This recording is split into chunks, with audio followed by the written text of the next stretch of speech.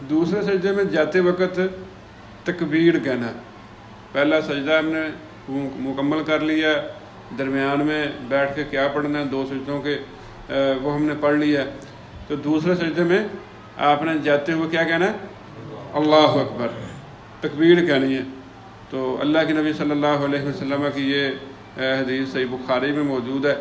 تو اس میں ہے کہ اللہ کے نبی جب اپنے سر کو سجدے کے لیے جھکاتے تھے تو اللہ اکبر کہتے تھے، پھر آپ اللہ اکبر کہتے تھے جب اپنے سر کو رکوع سے وہ سجدے سے اٹھاتے تھے. ثم یکبر حین یسجد، پھر آپ سجدہ کرتے تھے جب تو اس وقت اللہ اکبر کہتے تھے.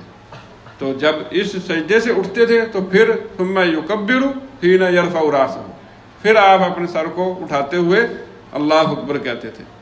تو یہ اللہ کے نبی صلی اللہ علیہ وسلم کا طریقہ تھا کہ دوسرے سجدے میں جاتے ہوئے بھی اللہ اکبر کہتے تھے. اچھا، بعض لوگوں کو دیکھا جاتا ہے کہ وہ بے دھیانی میں اور اپنا ذہن جو ہے نا کسی اور طرف وہ مصروف کر کے نماز پڑھ رہے ہوتے ہیں. تو وہ جاتے تو ہیں سجدے میں لیکن اللہ اکبر نہیں کہتے. اچھا، اس کے بعد اٹھتے ہیں لیکن کہتے کچھ نہیں ہے. وہ سجدہ کیا ہے، دعا کوئی نہیں پڑھتے. یعنی وہ ایکسرسائز تو پوری کر رہے ہیں لیکن اس ایکسرسائز کے ساتھ ساتھ جو مسنون چیزیں ہیں وہ ان کا خیال نہیں کرتے. تو جب بندے کا دھیان وہ مکمل ہوگا تو پھر بندہ جو ہے نا ان چیزوں کو یاد رکھ پائے گا. تو یہ ایک جگہ سے آپ جب دوسری جگہ جا رہے ہیں، ایک رکن سے دوسرے رکن کی طرف وہ آپ جا رہے ہیں تو یقیناً اس کے لیے اللہ کے نبی صلی اللہ علیہ وسلم سے کوئی نہ کوئی طریقہ اس کا موجود ہے. آپ رکوع میں جانا ہے تو اللہ اکبر کہنا ہے، رکوع سے اٹھنا ہے تو سمیع اللہ لمن حمدہ کہنا ہے، سجدے میں جانا ہے پھر تکبیر ہے، اٹھنا ہے پھر تکبیر ہے، پھر جانا ہے پھر تکبیر ہے، اٹھنا ہے پھر تکبیر ہے. تو یہ چیزوں کا خیال اس لیے بہت ضروری ہے. اچھا، پھر یہ سجدہ کرنا، رکوع کرنا، اس میں یہ جو دعائیں اللہ کے نبی علیہ السلام سے ثابت ہیں، یہ ان کی طرف دھیان نہ کرنا یا آپ کا سجدہ رکوع اس سے خالی ہونا، یہ بھی جو ہے نحوست کی علامت ہے. تو دھیان ہونا چاہیے نماز کے اندر. سکون سے دوسرا سجدہ کرنے کے بعد اطمینان کے ساتھ بیٹھ کر پھر دوسری رکعت کے لیے اٹھنا چاہیے. اطمینان کے ساتھ بیٹھ کے پھر دوسری رکعت کے لیے اٹھنا چاہیے. اس اطمینان کے ساتھ بیٹھنا، اس کو ہم کیا کہتے ہیں؟ جلسہ استراحت. جلسہ استراحت، یہ سنن ابی داؤد میں حدیث موجود ہے. ابو حمید الساعدی رضی اللہ تعالیٰ عنہ کہتے ہیں میں تم میں سب سے زیادہ اللہ کے رسول صلی اللہ علیہ وسلم کی نماز کو جاننے والا ہوں. پھر انہوں نے صحابہ کرام رضوان اللہ علیہ مجمعین کے سامنے اللہ کے نبی علیہ السلام کی نماز کو بیان کیا. تو وہ کہتے ہیں آپ کہتے تھے اللہ اکبر اور اپنے سر کو سجدے سے اٹھاتے تھے، وَيُسْنِي رِجْلَهُ الْيُسْرَى، اور اپنے بائیں پاؤں کو موڑتے تھے، فَيَقْعُدُ عَلَيْهَا، اس پر آپ بیٹھ جاتے تھے، حَتَّى يَرْجِعَ كُلُّ عَزْمٍ إِلَى مَوْضِعِهِ، یہاں تک کہ ہر ہڈی اپنی جگہ کی طرف لوٹ جاتی تھی. اللہ کے نبی صلی اللہ علیہ وسلم اس انداز سے وہ سجدہ کر کے بیٹھتے تھے. سجدہ کرنے اس بیٹھنے کے بعد پھر اللہ کے نبی صلی اللہ علیہ وسلم کھڑا وہ ہوتے تھے. تو ہم نے یہ سنا لوگوں سے کہ یہ نا اللہ کے نبی صلی اللہ علیہ وسلم کرتے تھے لیکن جب آپ بوڑھے ہو گئے تھے، آپ کا جسم بھاری ہو گیا تھا، تو اللہ کے نبی صلی اللہ علیہ وسلم کے لیے وہ اس طرح وہ اٹھنا جو ہے یہ مشکل تھا.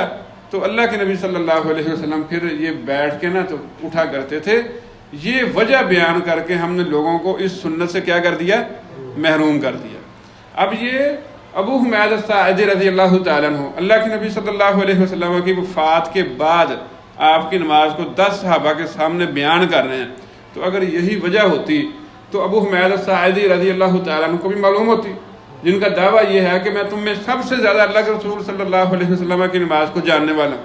دوسری بات یہ ہے کہ اگر ان کا یہ پوائنٹ غلط ہوتا تو باقی جو 10 کے قریب صحابہ کرام رضوان اللہ علیہ اجمعین تھے، یہ سنن نبی داؤد میں لمبی حدیث ہے، تو ان میں سے کوئی بندہ ٹوک دیتا، روک دیتا کہ بھئی آپ یہ باتیں باقی ساری ٹھیک ہے، یہ غلط کر رہے ہیں، یہ تو اللہ کے نبی علیہ السلام نے پہلے ساری زندگی نہیں کیا تھا، آخری وہ مہینے کیا تھا، یا آخری سال کیا تھا، یا آخری 2-4 سال کیا تھا، یہ آپ نے کہہ دیا تھا کہ بھئی میں کرتا ہوں، تم نے نہیں کرنا۔ اللہ کے نبی صلی اللہ علیہ وسلم سے کوئی ایسی چیز ثابت نہ قول سے نہ فعل سے ہے، اور نہ ہی صحابہ کرام رضوان اللہ علیہ اجمعین نے یہ چیز کو سمجھی ہے۔ تو بس وجہ یہ ہے کہ ہماری جو فقہ میں نماز بتائی گئی ہے اس میں یہ چیز داخل نہیں ہے۔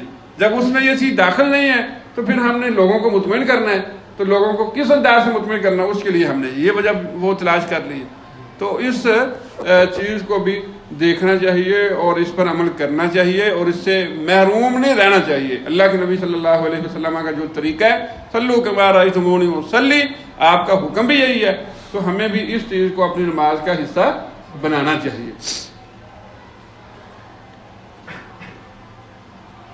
تو یہ صحیح بخاری میں حدیث ہے مالک بن حویرث رضی اللہ تعالیٰ عنہ کی، وہ کہتے ہیں انہوں نے نبی کریم صلی اللہ علیہ وسلم کو دیکھا، آپ نماز پڑھ رہے تھے، جب اپنی نماز کی طاق رکعت میں تھے نا، یعنی ایک کے بعد دوسری میں یا تیسری کے بعد چوتھی میں، تو اس وقت لم ینہض حتی یستوی قائداً، آپ کھڑے نہیں ہوتے تھے یہاں تک کہ وہ برابر ہو کے بیٹھ جاتے تھے، پھر آپ کھڑے ہوتے تھے۔ یہ بیٹھنا کیا ہے؟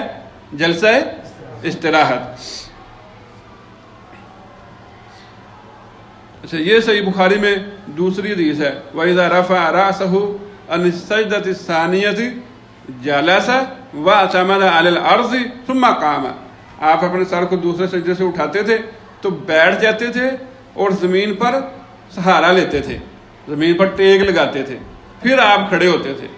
بیٹھنا، زمین کے ساتھ ٹیک لگانا، اور پھر اللہ کے نبی علیہ السلام کا کھڑا ہونا ہوتا تھا دوسری رکعت کے لیے، یا پھر تیسری رکعت کے بعد چوتھی رکعت کے لیے۔ یہ اللہ کے نبی علیہ السلام کا بیٹھنا بھی اور زمین کا سہارا لینا بھی، یہ دونوں چیزیں اس حدیث سے ثابت ہو رہی ہیں۔ ٹھیک ہے جی، تو یہ آدمی جو ہے نا وہ آپ کو بتا رہا ہے کہ کیسے وہ زمین کا سہارا لینا، دو آپ اپنے ہاتھ رکھ لیں، ان کو بند کر کے رکھ لیں، دونوں طرح یہ درست ہے، جائز ہے۔ تو یہ زمین کے اوپر ٹیک نہیں لے رہا، ٹھیک ہے، تو یہ اللہ کے نبی علیہ السلام کا طریقہ نہیں ہے۔ اچھا، یہ بندہ بھی وہ ٹیک نہیں، وہ بیٹھ ہی نہیں رہا۔ یہ ہماری جو ہے نا وہ زیادہ تر عوام اس انداز سے بیٹھتی ہے، وہ کھڑی ہوتی ہے دوسرے سجدے سے۔ ان کا خیال یہ ہے کہ آپ نے اپنے پاؤں وہ موڑنے نہیں ہیں، جیسے آپ کے سجدے میں پاؤں ہے نا، اور جس جگہ پر ہیں وہ اسی جگہ پر وہ پاؤں کو اٹھانا ضروری سمجھتے ہیں۔ ان کا خیال یہ ہے کہ یہ پاؤں آگے پیچھے حرکت نہیں کرنے چاہیے، ٹھیک ہے۔